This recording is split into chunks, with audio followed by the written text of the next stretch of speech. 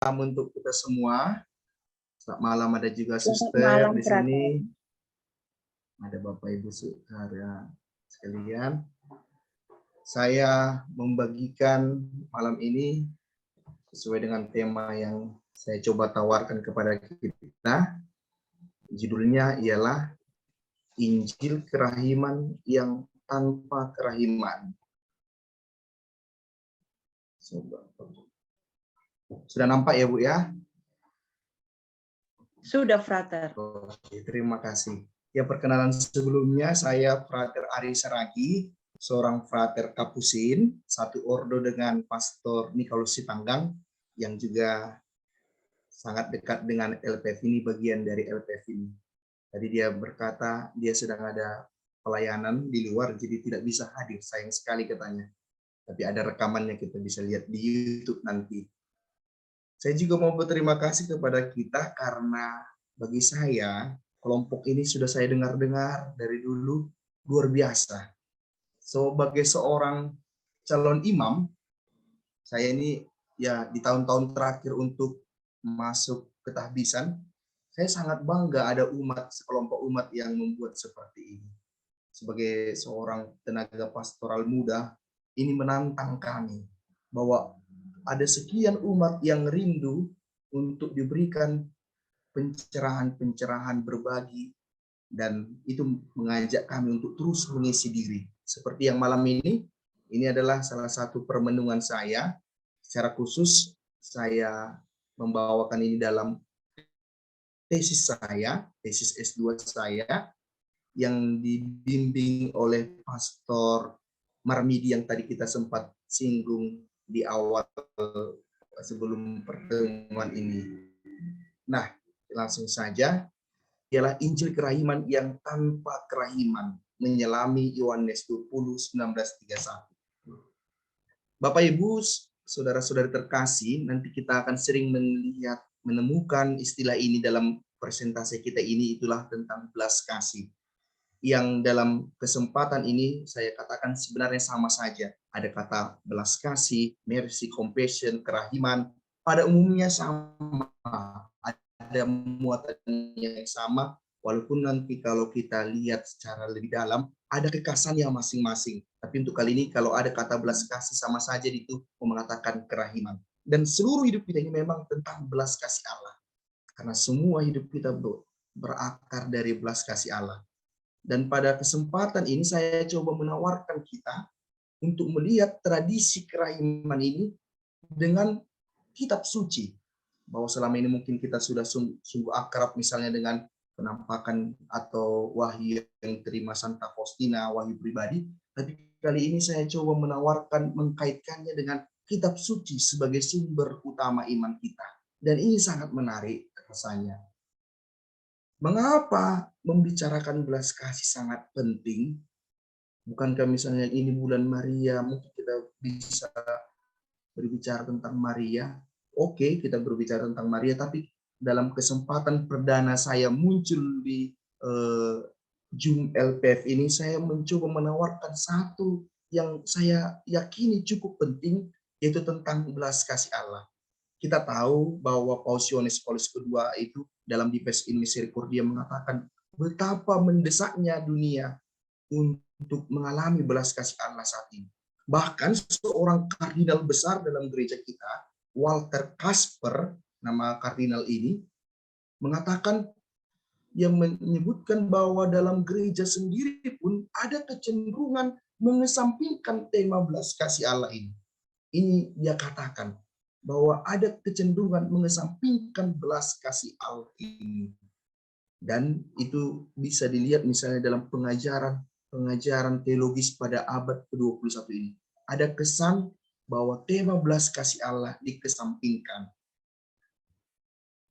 Kita melihat bahwa gereja kita menyadari hal itu, maka setidaknya mulai dari Paus Yohanes 23 mencoba mengangkat kerahiman ini, yang mengatakan sekarang mempelai Kristus ini menggunakan obat kerahiman daripada mengangkat senjata kekerasan. Dan sejak saat itu terjadi perubahan radikal dalam gereja. termasuk dalam sikap gereja berhadapan dengan ajaran-ajaran sesat. Konsili Vatikan kedua adalah konsili ekumenis itu yang dilaksanakan sekitar 50 tahun yang lalu, yang merasa tidak perlu memformulasikan yang namanya kutukan bagi mereka yang sesat. Jadi kalau dulu ada yang menyimpang dari ajaran gereja langsung dikatakan kutukan, terkutuklah, anatemasid. Tapi dengan warna belas kasih, gereja menyadari bukan pertama-tama mengutuk, tapi merangkul mereka yang mulai berjalan di luar jalur yang benar. Itulah wajah gereja kita saat ini. Pentingnya belas kasih saat ini. Menarik juga saya mendengarkan dalam salah satu tempatan di YouTube apa yang disampaikan oleh Kardinal kita Ignatius Suharyo dalam rangka prasinodel para uskup di Keuskupan Agung Jakarta. Ia mengatakan demikian. Sinode para uskup kali ini berbeda. Baru kali ini sinode disiapkan dengan mendengar gagasan yang bukan hanya dari para uskup saja, melainkan juga dari mereka yang terpinggirkan sekalipun. Dan kita tahu bahkan pelacur, kaum LGBT sekalipun, mereka yang tersingkirkan sekalipun memiliki kesempatan untuk bersuara dalam sinode para uskup yang sedang berlangsung ini. Ini luar biasa bagi gereja kita. Paus Fransiskus membaharui gereja, menampakkan kembali wajah gereja yang sinodal. Dan Kardinal mengatakan itu adalah buah dari pengalaman personal Paus Fransiskus akan belas kasih. Dan dilanjutkan oleh Kardinal dikatakan demikian. Kita tahu riwayat Paus Fransiskus, bagaimana ia disentuh oleh belas kasih Allah, kerahiman Allah pada usianya 17 tahun. Saat itu ia mendengar khotbah tentang panggilan penuh kerahiman dari Yesus kepada seorang Lewi. Dan setelah itu ia kemudian memilih menjadi Yesus. Pengalaman itu menjadi model perjuangan Paus Fransiskus. Dan kita tahu bahwa Paus kita ini punya banyak tantangan dalam menjalani tugasnya. Misalnya saja dari segi kesehatan, kita tahu Paus kita ini berjuang untuk tetap melayani meski dengan satu paruh. Juga yang paling berat dituliskan dalam beberapa biografi mengatakan ada momen yang sangat mencekam dalam hidupnya, yaitu sesudah ia tidak menjabat lagi sebagai provinsial Jesuit di daerahnya di Argentina saat itu. Oleh sebagian saudaranya sendiri, ia dianggap gagal sebagai provinsial Jesuit. Tentu itu menjadi suatu pengalaman yang mencekam. Tapi justru dalam pengalaman yang gelap itu, Paus Fransiskus mengalami belas kasih Allah. Ia ingat pengalaman pertama saat Tuhan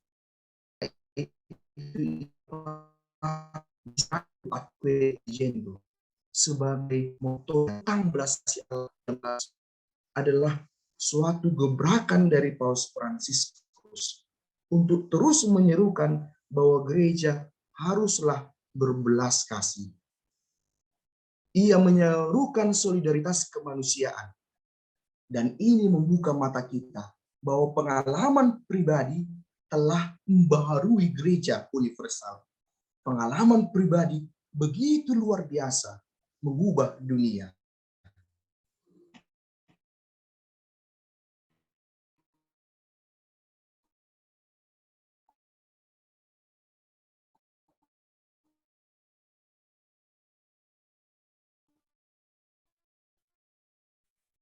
Hal yang sama terjadi dalam diri para kudus. Kita tahu ada Paus bahwa Mother Teresa Calcutta, ia mengalami belas kasih Allah saat berada di kereta api. Kita tahu apa yang selanjutnya dilakukan oleh Mother Teresa Calcutta membuat dunia tercengang. Bahkan yang non-Katolik sekalipun memuji apa yang dibuat oleh Mother Teresa. Lihatlah, pengalaman belas kasih itu sangat penting untuk dimiliki dunia saat ini. Saya sendiri bersyukur bahwa bisa membagikan bahan ini kepada kita. Pengalaman personal mulai dari keluarga. Saya akui bagaimana kerahiman Tuhan. Dan kini di akhir pendidikan saya sebagai seorang kapusin menjelang beberapa bulan lagi menuju tahbisan, saya mengalami betul belas kasih Allah itu luar biasa. Dan sejauh ini, sekian tahun menjalani sebagai frater, saya selalu concern untuk tema ini. Misalnya dalam skripsi saya membahas tentang belas kasih dan keadilan Allah. Mungkin sekali waktu bisa kita bagikan. Lalu dalam tesis saya yang saya bagikan ini, saya coba sederhanakan kalimatnya. Inilah yang menjadi tesis itu tentang mengulas kerahiman Allah dalam Yohanes 20:19-31. Juga saya karena pengalaman belas kasih itu mencoba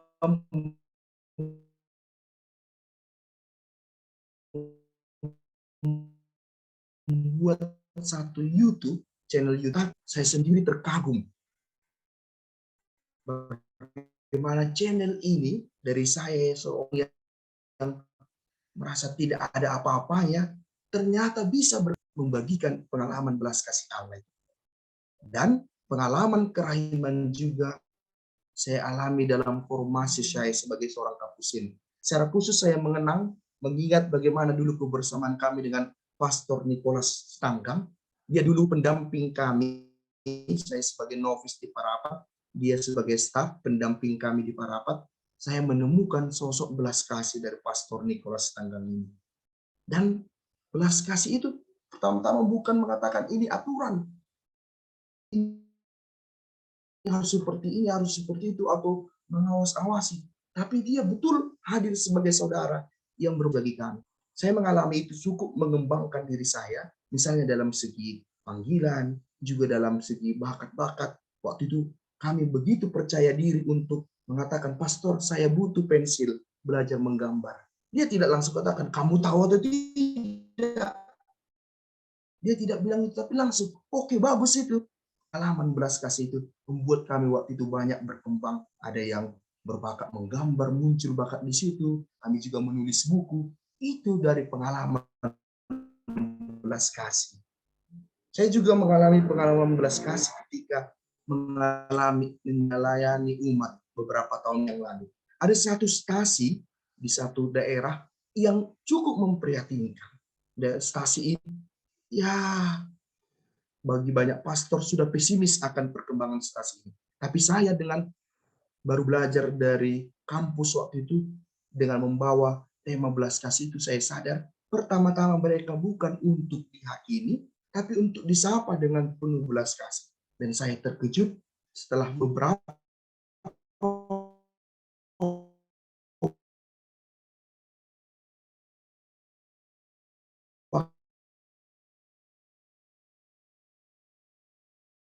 waktu berlimpah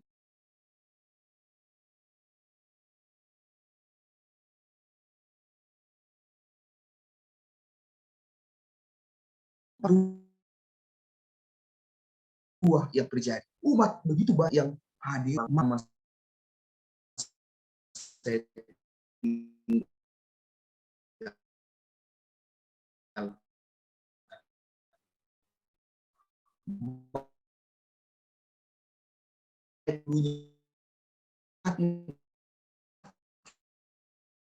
huruf G yang besar itu dulu, lalu membangun gereja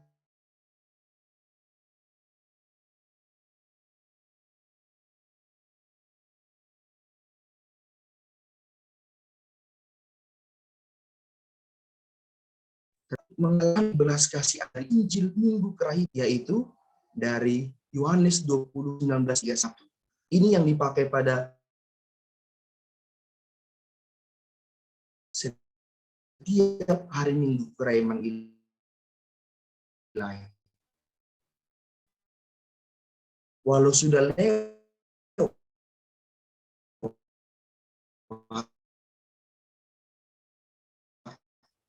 perayaan hari Minggu Kerahiman Ilahi, tapi saya yakin bukan belas kasih Allah. Kita wajib gereja wajib merayakan hari Minggu Kerahiman Ilahi. Bukan hanya mereka yang berdevosi pada Santa Faustina. Gereja mau menunjukkan bahwa hubungan erat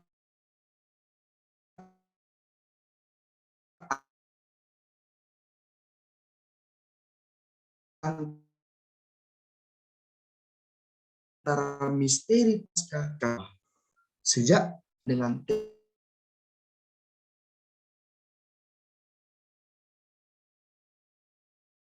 tema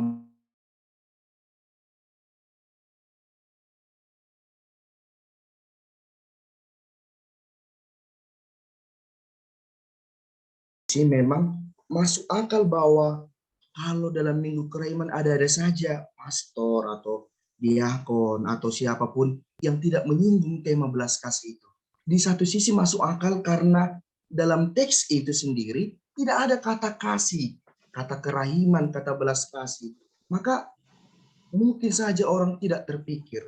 Saya sendiri ketika membicarakan ini dengan salah satu dosen ahli kitab suci, bertanya apakah memang ada unsur belas kasih dalam teks Minggu Kerahiman itu. Karena kita tidak temukan secara langsung kata belas kasih itu. Dan inilah yang menariknya dari teks Minggu Kerahiman itu. Ternyata luar biasa pesan belas kasih Allah dalam teks itu. Kita lewatkan saja membaca teksnya. Kita melihat misalnya ada beberapa poin yang penting untuk dilihat. Dalam Yohanes 20:19-31 itu dikisahkan bahwa Yesus datang ke tengah-tengah para murid dengan situasi saat itu mereka berada di ruangan di mana pintu terkunci. Dan ini juga kita dengarkan pada Injil Minggu Pentakosta yang baru kita lewati. Dan Yesus katanya berdiri di tengah-tengah mereka. Mereka berkumpul di suatu tempat dengan pintu-pintu terkunci. Pintu-pintu terkunci itu adalah mau mengatakan bahwa para murid saat itu tengah dalam ketakutan. Wajar saja mereka ketakutan. Guru mereka telah dibunuh dan mereka takut bahwa mereka yang membenci Yesus juga akan membunuh para muridnya mereka. Karena itu mereka mengurung diri dalam pintu-pintu yang terkunci. Dan luar biasanya Yesus bisa masuk ke ruangan itu meski pintu terkunci. Ini mau mengatakan bahwa kehadiran Yesus tidak terbatasi oleh apapun. Dan dalam Injil Yohanes, kehadiran itu adalah wujud belas kasih. Kita bisa lihat misalnya, dikatakan dalam awal Injil Yohanes, Allah hadir membawa terang ke dunia karena belas kasih. Dikatakan dalam Yohanes 3 ayat 16, bagaimana Allah berinkarnasi dalam diri Yesus, hadir di tengah dunia karena kasih yang begitu besar terhadap dunia. Maka ketika Yesus hadir di tengah para murid, itu mengatakan bahwa Yesus mengasihi para muridnya, terutama mereka yang sedang ketakutan waktu itu. Kehadiran itu adalah wujud belas kasih. Kita bisa kaitkan dengan kehidupan kita, Bapak, Ibu, Saudara-saudari. Saya mendengar ada kelompok-kelompok kerahiman yang hadir di acara duka, hadir di tengah penjara, dan berbagai kehadiran-kehadiran lainnya. Dan itu sangat tepat dengan spirit kerahiman. Bahwa kerahiman itu ditunjukkan dengan kehadiran. Bahkan ini mau mengatakan kepada kita, sebisa mungkin kita bukan hanya menitip sumbangan, tapi hadir secara langsung ketika memberikan bantuan kepada orang lain. Kita sudah menemukan tadi dari bagaimana Yesus menembus pintu yang terkunci. Dalam Injil juga dikatakan bahwa Yesus yang datang itu membuat para murid bersuka cita. Penginjil secara eksplisit menulis bahwa para murid Yesus saat itu sedang dalam ketakutan, seperti saya katakan tadi. Mereka takut dibunuh oleh para mereka yang membenci Yesus. Tapi dalam situasi ketakutan itu, Yesus datang membawa salam, damai sejahtera. Dan ketika damai itu dibagikan, hilanglah ketakutan para murid dan menghadirkan sukacita yang nyata. Saat Yesus hadir kembali kepada para murid, ia bukannya menyampaikan teguran dan kekecewaan kepada mereka karena para murid telah meninggalkan Yesus. Bisa saja Yesus merasa kecewa kepada para murid ketika mereka meninggalkan dia di salib. Tapi saat itu Yesus datang kembali ke tengah mereka, bukan untuk mengatakan kekecewaan, melainkan membawa damai. Itulah Yesus kita. Injil Yohanes 20:19-31 menampakkan Yesus yang hadir, membawa damai meski kita pernah berkhianat kepada Yesus. Bapak Ibu Saudara-saudari, kita mungkin pernah dikejar rasa bersalah. Tapi yakinlah, Yesus hadir membawa pengampunan, bukan penyiksaan, bukan penghakiman, asalkan kita mau bertobat. Juga dalam Injil itu kita temukan bahwa Yesus berinisiatif datang. Dan ini sangat menarik kalau kita bandingkan dengan kisah sebelumnya dan kisah sesudah dari teks yang kita bahas ini. Sebelumnya ada kisah tentang Yesus berjumpa dengan Maria Magdalena di kuburan dan penampakan kepada Petrus saat mereka sedang memancing. Yesus hadir. Dalam setiap kisah penampakan itu ada satu yang sama, yaitu bahwa Yesus datang dalam situasi para murid yang tengah dalam berbagai kelemahan manusiawi. Para murid saat itu sedang ketakutan, maka mereka berkurung diri dalam ruangan dengan pintu tertutup. Maria Magdalena pun saat itu sedang dalam kesedihan. Gurunya, jenazah gurunya hilang. Petrus pun sudah putus asa bahwa gurunya sudah meninggal, sudah wafat di salib. Tapi dalam situasi kelemahan itu, Yesus datang. Dan inilah wujud belas kasih yang mau disampaikan lewat teks Yohanes 20:19-31. Bahwa dalam setiap kelemahan kita, Yesus datang. Itu juga berbicara tentang kehidupan kita. Saat ini mungkin kita mengalami kelemahan, tapi Yesus dalam Injil mengatakan, "Aku hadir dalam kelemahanmu." Dan kedatangan Yesus mengubah kondisi para murid menjadi bersukacita. Dan ini rupanya bisa kita lihat dari gambar keraiman ilahi. Disinilah tugas saya dalam membuat penelitian ini. Apa hubungan teks ini dengan gambar keraiman ilahi? Saya sangat terkagum luar biasa. Rupanya apa yang dipesankan dalam Yohanes 20:19-31 sangat terkait dengan gambar keraiman ilahi. Kita bisa lihat dalam gambar keraiman ilahi yang kita kenal itu, ada latar belakang hitam yang mau diartikan ialah kegelapan manusia, tapi Yesus bisa hadir. Luar biasa. Sangat sesuai dengan pesan tadi dari Injil Yohanes 20:19-31. Yohanes 20:19-31 mengisahkan bahwa Yesus hadir dalam kegelapan, ketakutan para murid. Dan gambar keraiman ilahi yang diterima oleh Santa Faustina pun dibuat dengan latar hitam untuk mengatakan bahwa Yesus hadir dalam kegelapan mereka yang tengah dalam ketakutan, dalam dosa. Ini mau mengatakan, jangan putus asa. Yesus sungguh hadir. Dia sungguh dapat hadir dimanapun dalam situasi kita yang paling lemah sekalipun. Dan Bapak, Ibu, Saudara-saudari terkasih, ini yang harus kita sadari. Kita semua punya sisi gelap masing-masing. Ada ketakutan kita yang mungkin saat ini sangat menguasai diri kita. Kecemasan, permasalahan hidup. Injil Yohanes 20:19-31. Gambar keraiman ilahi mau mengatakan, dalam kegelapan itu, Yesus bisa hadir. Segelap-gelapnya, Yesus bisa hadir. Asalkan kita mau membuka diri kepadanya. Jangan menyembunyikan kegelapan kita dari Tuhan, tapi membiarkan Dia hadir. Dan kita tahu gambar keraiman ilahi itu ada beberapa, tapi gambar dari Kazimierowski ini yang paling sesuai dengan yang dikatakan latarnya berwarna hitam. Kita masuk ke tema selanjutnya dari belas kasih Allah dalam Yohanes 20:19-31. Dikatakan bahwa pada awalnya ketika Yesus hadir kepada para murid, mereka tidak mengenal Yesus. Maria Magdalena baru mengenal Yesus ketika Yesus menyapanya, memanggil namanya Maria. Thomas pun awalnya tidak mengenal itu Yesus. Baru ketika Yesus mengatakan, "Silakan cucukkan jarimu ke bekas paku, masukkan tanganmu." Baru Thomas mengenal itu adalah Yesus. Lihatlah, Tuhan datang. Ia mengenali kita. Dia tahu bagaimana menyentuh hati kita. Dia tahu bagaimana supaya kita melihat dia.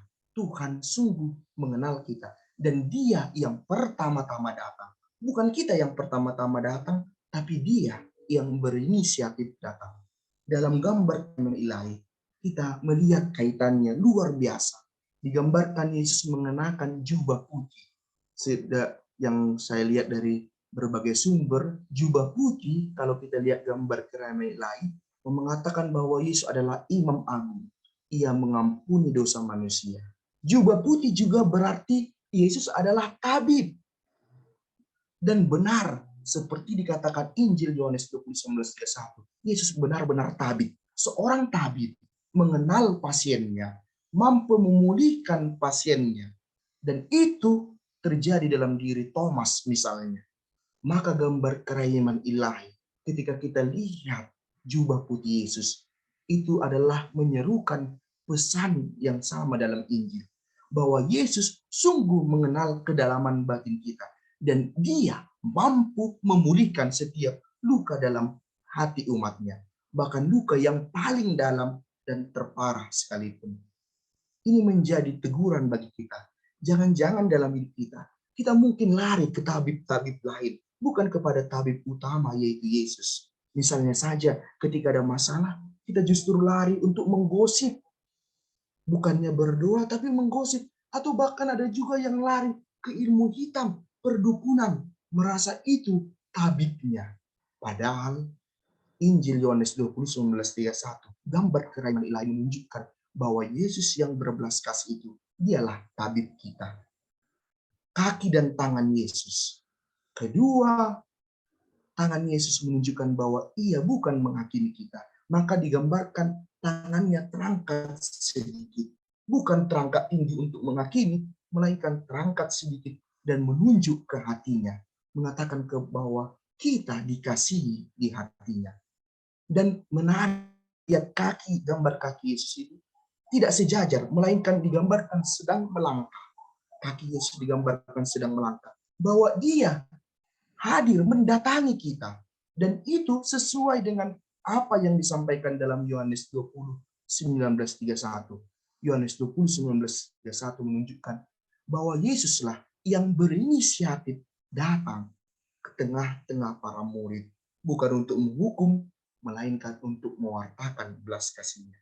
Bapak, Ibu, Saudara-saudari, mungkin saat ini kita dalam kegelapan kita. Tapi ingatlah, kaki Yesus sedang melangkah mendatangi kita. Hanya saja mungkin kita belum membuka diri kepadanya. Masih sibuk dengan bayangan kita belaka. Masih sibuk dengan ketakutan kita belaka. Lupa bahwa Yesus sedang melangkah mendekati kita. Dikatakan Yesus selalu berinisiatif. Dan ia sudi menyentuh bahkan yang paling gelap dalam hidup kita. Karena itu jangan sia-siakan usaha Yesus mencari kita kembali. Tatapan Yesus dalam gambar kerajaan ilahi ditampilkan tatapan yang tidak menghakimi, yang tidak mengancam, melainkan tatapan yang bersedih sekaligus tatapan yang menunjukkan belas kasih sebagai ungkapan kerelaan Allah menyambut para pendosa kita ini ke dalam kerahimannya. Dan itu sesuai dengan yang dikatakan dalam Yohanes 20:19-31.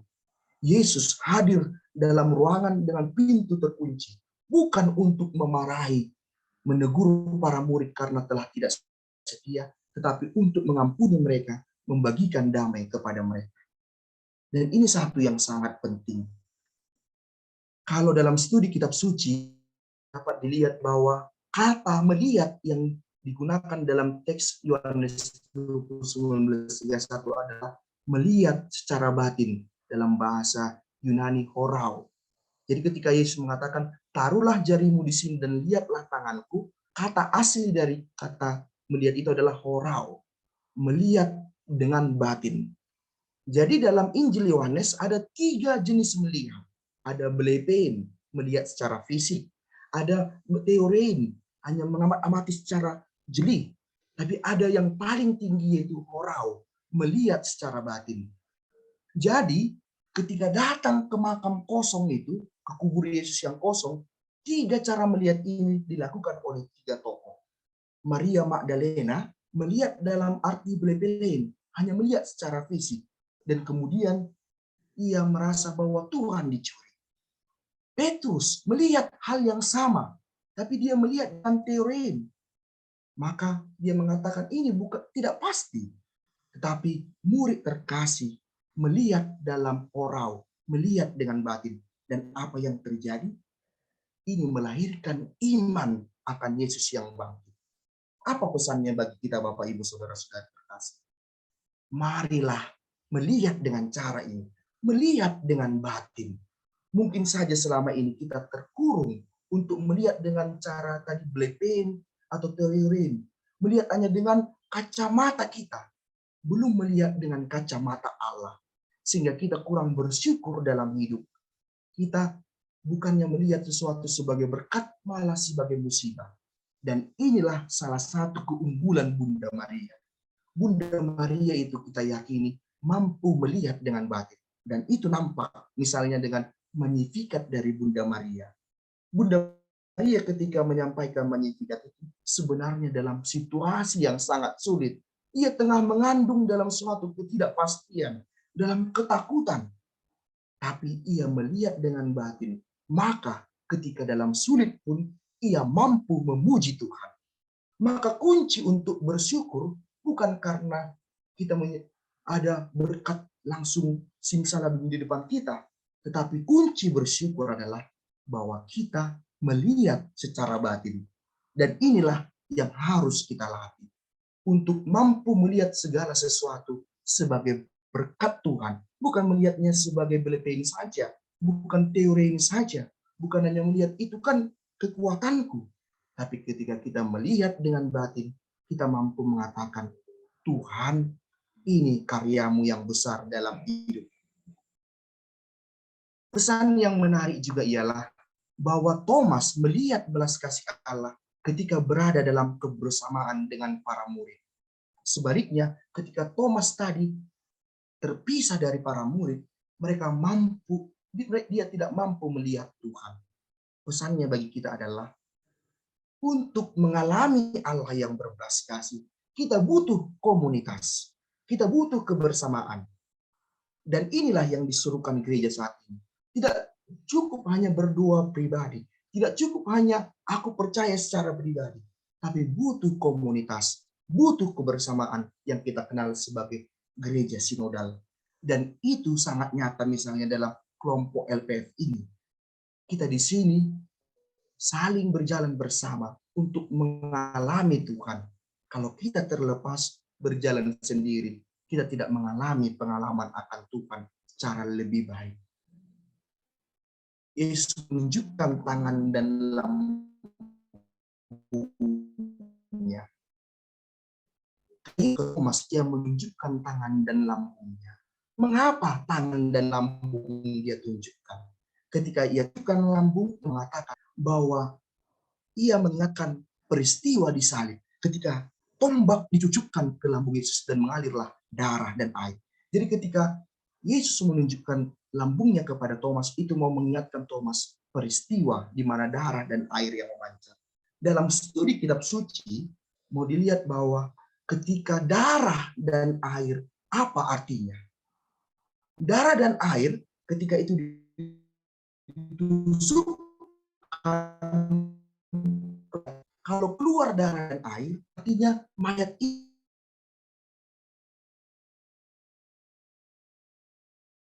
itu sungguh sudah meninggal.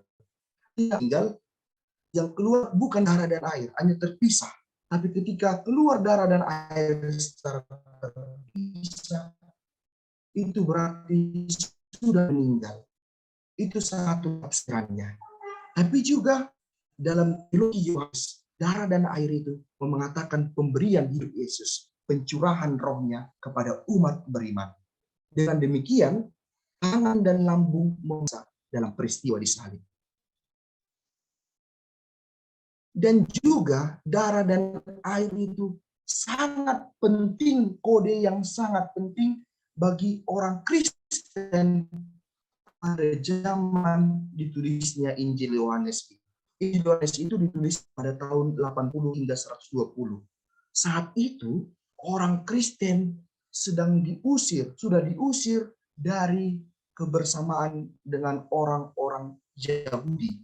Mereka dianggap sesat, sehingga mereka diusir dari sinagoga-sinagoga tempat orang Yahudi berdoa. Sebelumnya orang Kristen dan orang Yahudi sama-sama berdoa di sinagoga. Tapi dalam waktu orang Kristen diusir dari sinagoga. Nah, yang terjadi juga saat itu adalah bahwa bait Allah itu dihancurkan pada tahun 70. Jadi orang Yahudi diramalkan dalam caranya bahwa air dari bait Allah yang baru, air kehidupan. Dan kita langsung mengingat itu adalah peristiwa di mana darah dan air memancar dari Yesus. Jadi ketika dikatakan darah dan air, itu mau mengatakan bahwa Yesus adalah bait Allah yang baru. Dalam Yesus kita bertemu dengan Allah. Dan dalam gambar kerajaan ilahi, kita melihat itu dengan dua sinar, merah dan putih. Jadi ini punya makna luar biasa.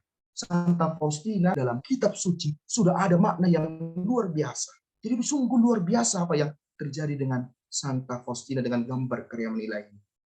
Bahwa apa pesan-pesan mendalam yang dituliskan ribuan tahun yang lalu di kitab suci rupanya dibongkar lewat gambar kerajaan ilahi.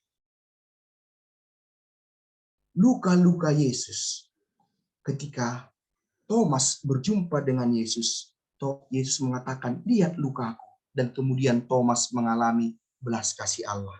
Saat ini, kalau kita mau mengalami belas kasih Allah,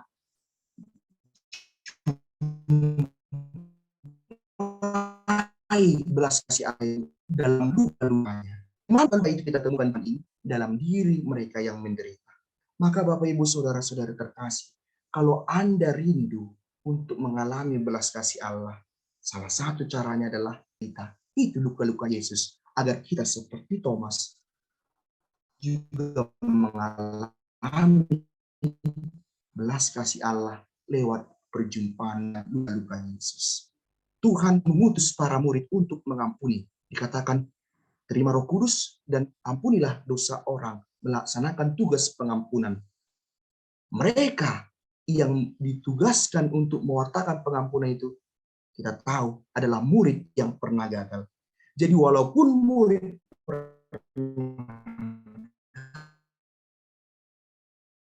gagal, Yesus dalam belas kasih-Nya mengutus mereka untuk menjadi pewarta belas kasih.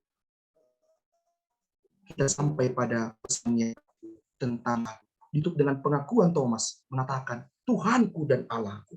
Akhirnya setelah dia berjumpa dengan Yesus, mengalami luka-luka Yesus, kemudian mengatakan Tuhanku dan Allahku. Pengakuan bahwa Yesus sungguh Allahnya, sungguh Tuhannya. Thomas sungguh telah berjumpa dengan Allah secara pribadi. Itu nampak dengan kataku, Tuhanku dan Allah. Dalam kitab suci, ketika disebutkan Tuhan, itu adalah sebutan lain dari Yahweh.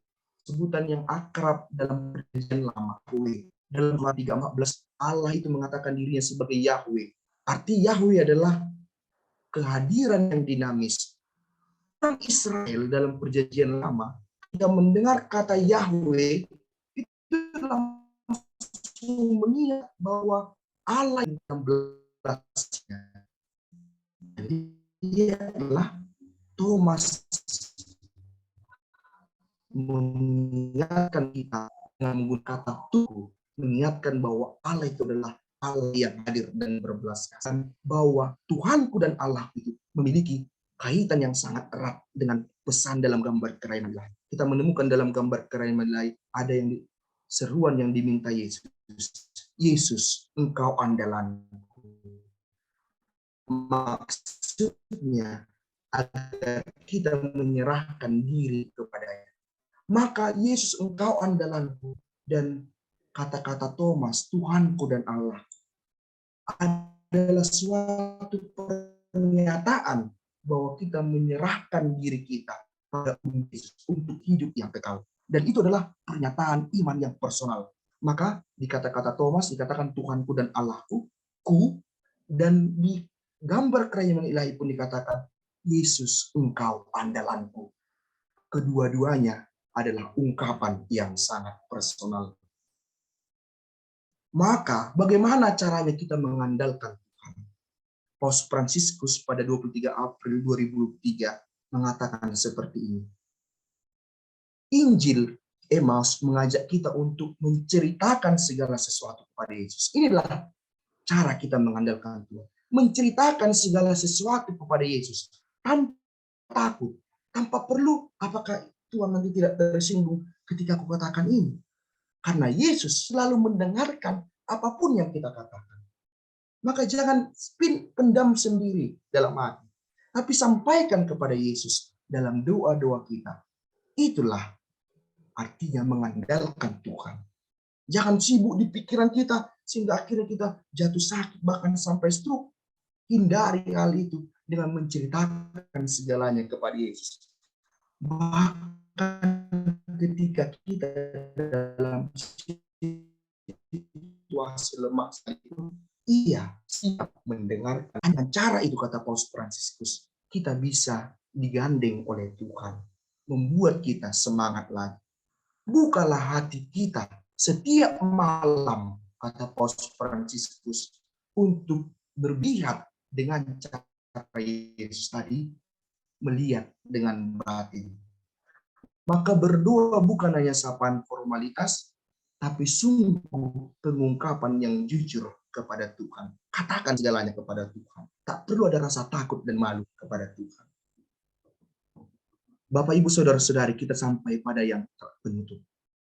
Kita telah melihat bahwa Yohanes 20:19-31 memang sama sekali tidak memuat kata belas kasih. Tapi bukan berarti bahwa teks ini tidak mengungkapkan tentang belas kasih Allah. Sebaliknya kita telah melihat bagaimana belas kasih Allah sungguh kaya dalam teks Yohanes 20:19-31 yang diwujudkan lewat kehadiran Tuhan, pengampunan, pengenalan, dan perutusan para murid. Ini mau mengatakan Allah mengasihi kita, berbelas kasih kepada kita, bukan karena apa yang kita buat, tapi memang Dia berbelas kasih kepada kita. Maka saya tampilkan gambar di sini, ada patung kerahiman ilahi di postulat kapusin kami di Mela yang diusahakan oleh saudara-saudari. Sangat menarik bagi saya bahwa ini ditempatkan di rumah pendidikan para frater di tahap paling awal. Karena memang saya sangat yakin seorang yang mau menjadi pastor itu adalah pewarta kerahiman Allah. Kapusin itu adalah pewarta kerahiman Allah. Maka supaya bisa mewartakan kerahiman Allah, harus mengalami kerahiman Allah terlebih dulu. Seperti para murid.